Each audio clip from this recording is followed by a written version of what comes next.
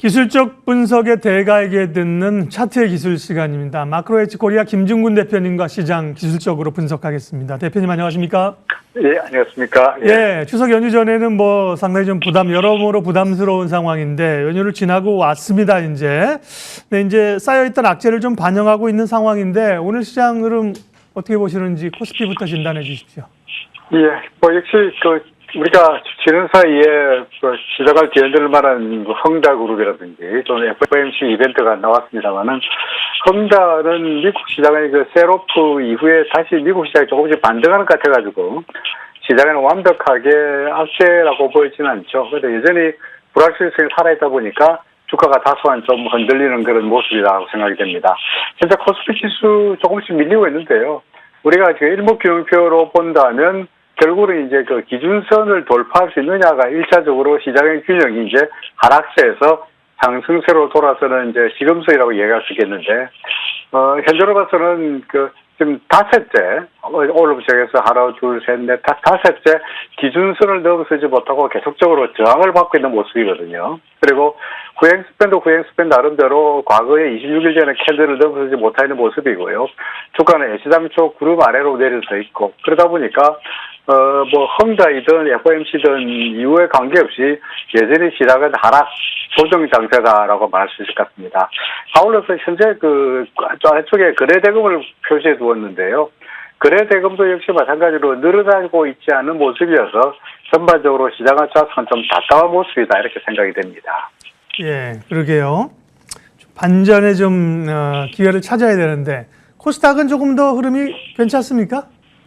코스닥도 역시 마찬가지 맥락으로 봐야 될 것 같습니다. 예. 코스닥은 그래도 코스피보다는 그래도 구름 위에 있고, 기준선에 한참 위쪽에 있다 보니까, 코스닥은 코스피보다 상대적으로 위에 높다라고 말할 수는 있긴 하겠습니다만은, 이게 근본적으로 상승세로 돌아서려면, 이게 지금 나타나고 있는 제가 마우스로 표시하고 있는 후행스팬이 캔들을 완벽하게 넘어서야 되는 거거든요. 그리고 주가는 주가대로 구름의 저항을 뚫고 위로 올라서야 되는데 지금으로 봐서는 주가는 주가대로 구름 상단에 갇혀가지고 완벽하게 이렇게 소위 테이크오프 이륙을 못하고 있고 그 다음에 후행스팬은 후행스팬대로 캔들에 걸려가지고 위로 올라가지 못하고 있는 모습이다 보니까 주가는 주가대로 후행스팬은 후행스팬대로 완벽하게 상승세로 도약하기 직전인데 누군가 그 발목을 잡고 있는 그런 양상이라고 판단이 됩니다.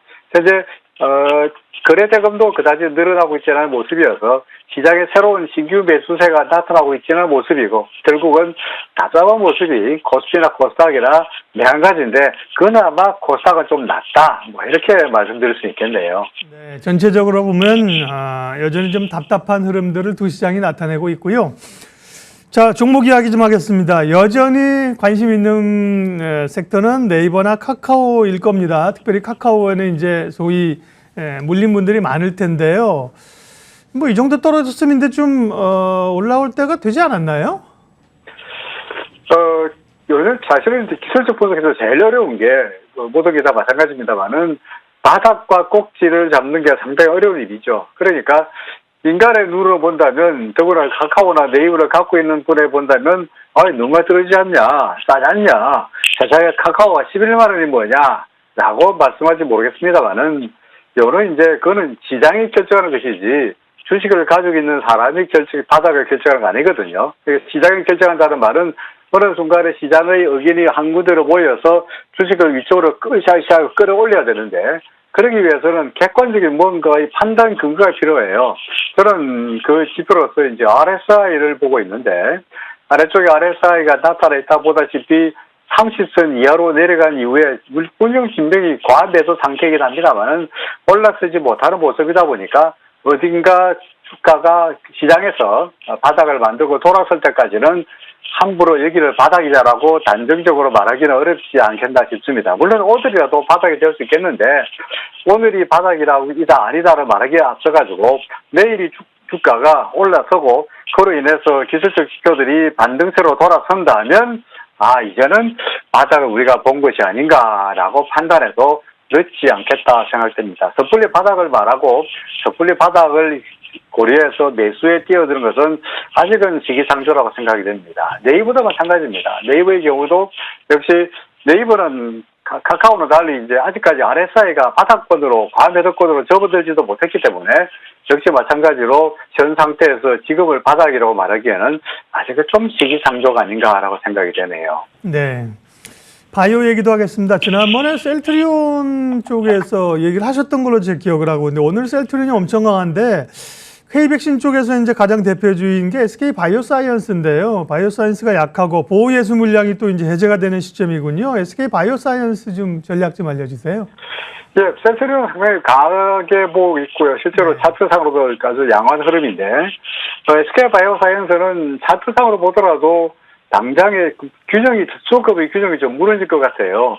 지금 그 일목으로 보더라도 기준선 아래로 내려서 있는 그런 답답한 모습이고요. 근본적으로 우리가 정식기관의 재료보다는 수급이라 그러잖아요. 그러니까 아무리 좋은 재료가 있다 할지라도 예를 들어 수급이 그 재료를 이겨내지 못하는데 뭐 우리가 다 알다시피 뭐 근 400만, 395만 주, 근 400만 주에 해당하는 보호예수 물량이 터지다 보니까 그는 시장의 매물 압박이 될 수밖에 없고 그것들이 주가에 반영이 돼서 주가는 계속적으로 아래쪽으로 흘러내려가고 있다고 보여집니다. 관건은 현재 일목으로 봐서 이제 구름대 하단을 잘 유지할 수 있느냐가 관건일 텐데 오늘 내일쯤 되면은 아마도 판결이 나리라고 생각이 됩니다. 예를 들어서 현재 25만 원 정도가 그 아래 구름의 하단인데 25만 원대를 유지한다면 그동안의 하락세가 너무나 거대했으니까 서서히 반등할 것이라고 기대할 수 있겠습니다만은 만약에 25만 원조차도 지지되지 못한다면 어디가 바닥이 될지 단정적으로 말하기 어려운